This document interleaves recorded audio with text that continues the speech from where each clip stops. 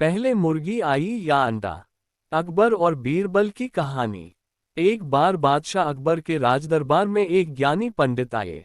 बादशाह अकबर से वह अपने कुछ प्रश्नों के उत्तर चाहते थे, लेकिन बादशाह अकबर पंडित के प्रश्नों के उत्तर देने में खुद को असक्षम महसूस कर रहे थे। फिर बादशाह अकबर अपने दरबार के सलाहकार बीरबल को ज्ञानी पंडित के प्रश्नों के उत्तर देने के लिए आदेश देते हैं।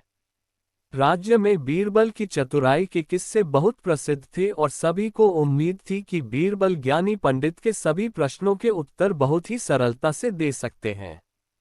बीरबल से पंडित ने कहा, मैं तुम्हें दो विकल्प देता हूं, जिसमें पहला विकल्प यह है कि या तो तुम मेरे 100 आसान प्रश्नों के जवाब दो या फिर मेरे एक कठिन प्रश्न का जवाब दो।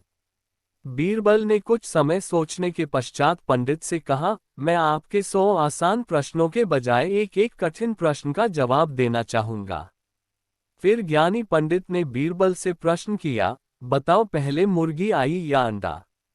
बीरबल ने तुरंत जवाब दिया कि पहले मुर्गी आई। तो पंडित को आश्चर्य हुआ और उसने फिर बीरबल से पूछा कि तुम किस आधार पर कह रहे हो कि पहले मुर्गी आई? इस पर बीरबल ने हंसते हुए पंडित से कहा कि आपने यह दूसरा प्रश्न मुझसे पूछा है, जबकि आपने मुझे एक कठिन प्रश्न के उत्तर के लिए कहा था।